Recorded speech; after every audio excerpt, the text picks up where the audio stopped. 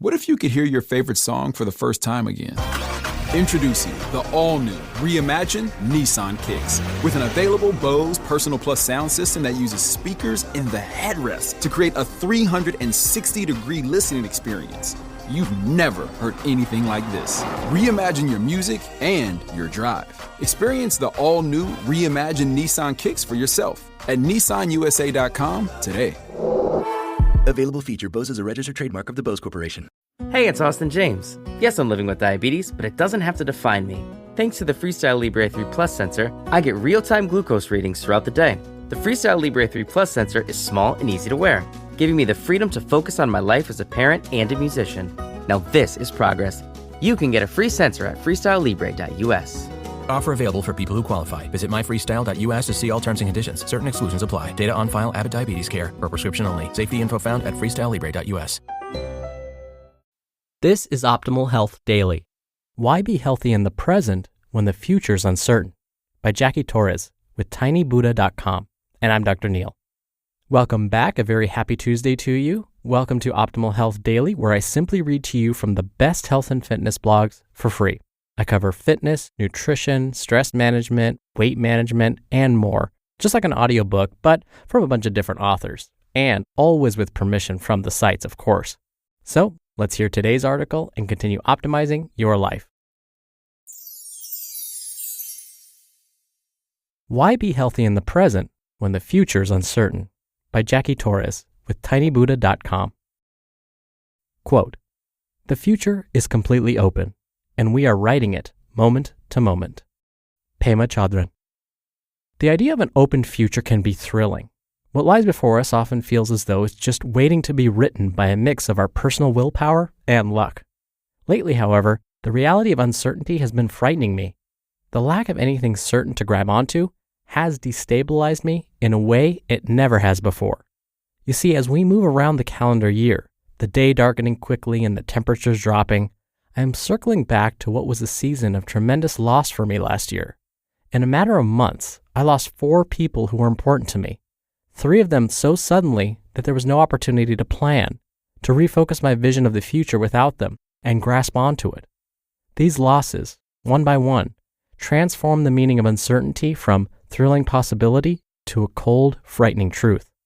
For a long while, my only response to this new understanding of uncertainty was fear. I was paralyzed with fear. Why plug along with my professional life in that goal-oriented, forward-thinking style of mine? Why save money? Or conversely, why buy anything? And, of extreme importance to a health-conscious person like me, why make so many investments in my health? Why plug along on an exercise machine, or chug bottles of expensive green juice, or eat raw, or sweat, or stretch, or spend the better portion of my salary on kale and sprouted bread? Weren't these activities just my efforts at grasping, at giving myself the illusion of control over an uncontrollable world? By awakening to uncertainty in such a jarring way, I was living both in fear and with a newfound interest in fatalistic indulgence. Coffee after dinner? Sure. Chips and salsa and ice cream for lunch? Hey, you only live once. Why not? Push-ups? What's the point if it could all end tomorrow? My daily meditation practice? What's the point in investing so much in my own mental peace and happiness given so much uncertainty? Unsurprisingly, this fear-fatalism combination started to have consequences on my health. Sluggishness from drinking all of the coffee I wanted and doing less exercise, and high blood pressure from the anxiety and the coffee. I'm sure that many more serious health issues might have come about had I let this fear-induced indulgence carry on. Instead, I turned a corner. I returned to my healthy ways with a force like never before. Here's how I have transformed uncertainty from a paralyzing reality into the fuel behind my healthy lifestyle. 1. I started to consider investments in health and well-being as an act of compassion toward others. Of course, running, meditating, and eating bowls of green vegetables may not ensure my future entirely. However, if I want to start living my most compassionate life today, and given uncertainty, I do want to start today, striving toward a healthy, balanced life may be the place to start. By being calmer and stronger, I may positively influence those around me, starting with my own child and family members, and extending to those I work with or interact with online. Even if I were to be hit by a bus tomorrow, being peaceful and healthy today may be one of the most compassionate things I can do for those around me today. There are other ways that make mindful and healthy eating in particular a good place to begin living a compassionate life, even in the face of great uncertainty. For example, as part of a way of consuming more kindly and healthfully, I've been taking a moment to express gratitude to all who have contributed to my meal. This deeper consideration has led me to make choices that are mindful of the living beings involved in making my plate of food possible. I'm not vegan, but I'm leaning into a more plant-based diet. I buy mostly organic and from smaller vendors at farmers markets to support smaller, more environmentally sustainable operations. These changes have been a result of the fuel of uncertainty and my desire to make the gentlest mark on those around me at this very moment. 2. I let myself be amazed by what my body can do and how good my body can feel in this very moment. Sure, it might feel good in the moment to lie around on the couch, but it can also feel amazing to dance samba, body surf, run with the wind whipping your hair, or hike to the top of a mountain, taking in the scenic view you've earned after a good climb. In other words, physical activity is not necessarily a boring, mindless down payment on a future that is not guaranteed. It can be a practice in extreme mindfulness, enjoyment, and wonder at this very moment. There's nothing that reminds me that I am alive more than moving, dancing to my favorite song, discovering a new, delicious stretch in yoga, or running in nature. The uncertainty of tomorrow has become my ultimate fuel to move and feel alive today.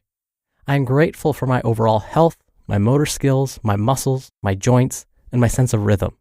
I have it all today and may not have it tomorrow, or next month, or next year. There is no time to waste. I want to move now. 3. I realize that uncertainty works both ways. The thing about uncertainty is that we really just don't know.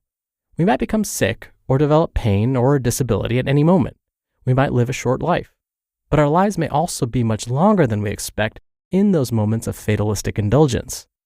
Although we're stacking the odds for a long, healthy life against us when we eat chips and ice cream for breakfast, odds are statements about probability, not certain predictions of our individual futures. We may, if we're lucky, beat whatever odds we've set out for ourselves and live for decades longer than we expect.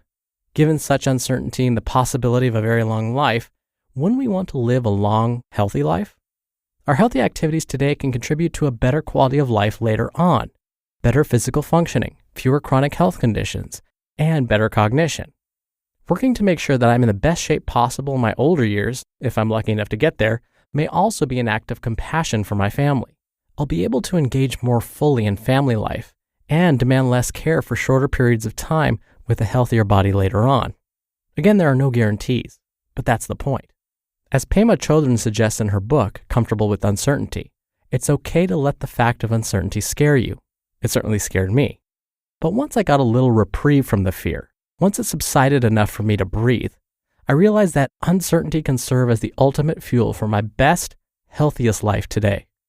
With the lessons of uncertainty in mind, I will be dancing samba, drinking green juice, and running along the beach at whatever chance I get, enjoying each healthy action more and more, as I'm gifted another day of this amazing life.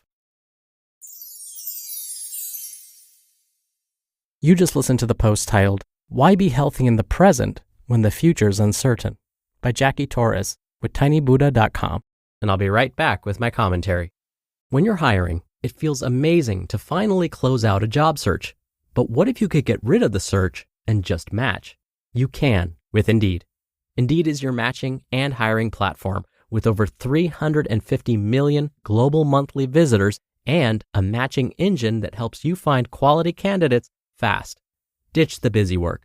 Use Indeed for scheduling, screening, and messaging. 93% of employers agree Indeed delivers the highest quality matches compared to other job sites. One of the things I love about Indeed is that it filters out incompatible applicants. So when you're hiring, the process is much faster and you only have to consider applicants that are already likely to be a great fit.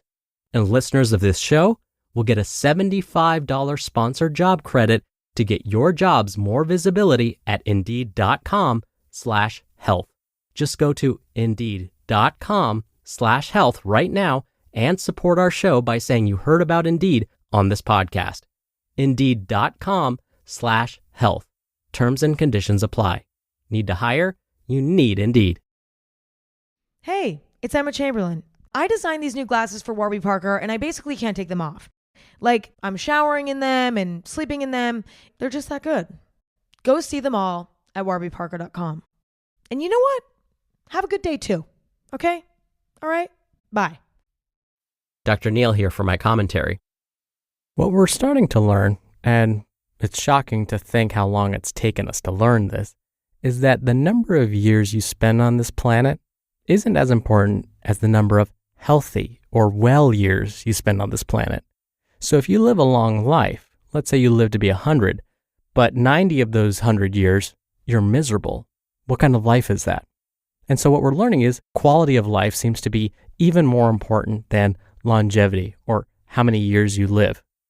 Now, when I counsel patients who have kind of this same fatalistic attitude, like, I'd rather keep smoking because that brings me a lot of pleasure. Even if I die tomorrow, I'd be much happier smoking today. Or, you only live once, so I prefer to eat ice cream for lunch and dinner. When dealing with folks like that, I do find it to be very effective to remove them from the equation and to say, would you feed your kids the same foods you're putting in your body? Would you feed your elderly parent these foods? And that usually makes them stop. And you could see it in their eyes. Their wheels start to spin. You could see that resistance wall coming down. And they go, no, I guess not. Well, then why are you doing it to yourself? That usually gets them back in the moment to really stop and think. And so I love the approach of the post I just read to you. Think about how your behavior is affecting those that you love, those that care about you. Because maybe we're acting selfishly and we're forgetting about all of those people who want us to live a long, healthy, and well life. Really quickly before I go, if you enjoyed today's article, Tiny Buddha is frequently narrated on my brother's podcast, Optimal Living Daily. So definitely subscribe to that show to hear a lot more blogs being narrated to you for free. Thank you as always for being here. Thank you for listening every day. Thank you for being a subscriber and sharing this show with someone. I'll be back here tomorrow where your optimal life awaits.